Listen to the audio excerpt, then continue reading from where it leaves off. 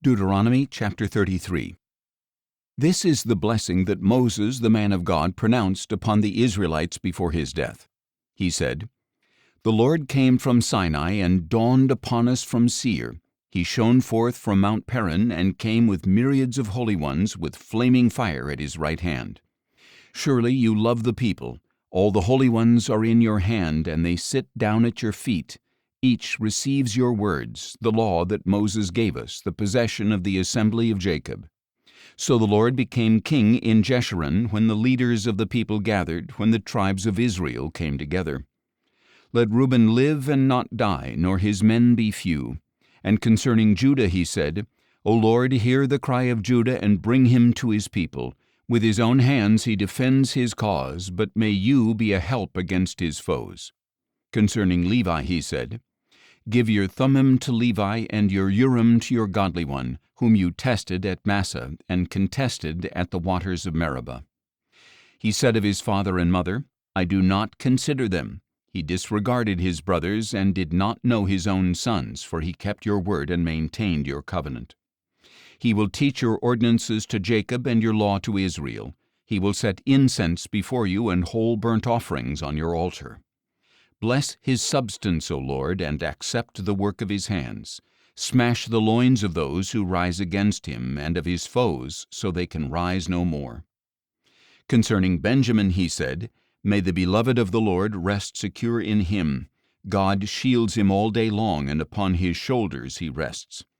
Concerning Joseph he said, "May his land be blessed by the Lord with the precious dew from heaven above and the deep waters that lie beneath, with a bountiful harvest from the sun and the abundant yield of the seasons, with the best of the ancient mountains and the bounty of the everlasting hills, with the choice gifts of the land and everything in it, and with the favor of him who dwelt in the burning bush. May these rest on the head of Joseph and crown the brow of the prince of his brothers. His majesty is like a firstborn bull, and his horns are like those of a wild ox. With them he will gore the nations, even to the ends of the earth. Such are the myriads of Ephraim, and such are the thousands of Manasseh." Concerning Zebulun he said, "Rejoice, Zebulun, in your journeys, and Issachar in your tents.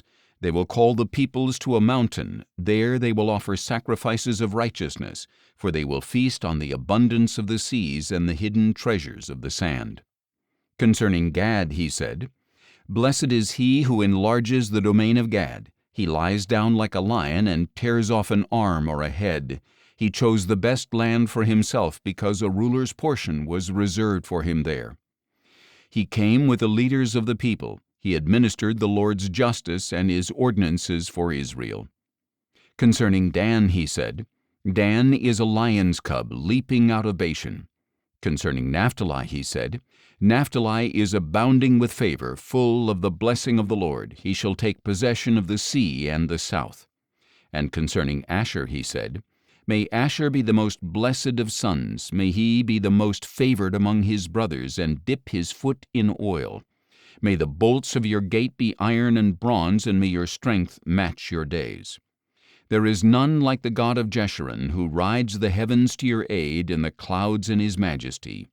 The eternal God is your dwelling place, and underneath are the everlasting arms.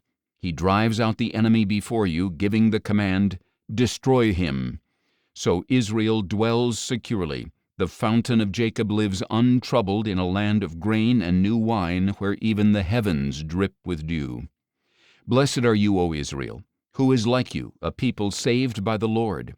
He is the shield that protects you, the sword in which you boast. Your enemies will cower before you, and you shall trample their high places."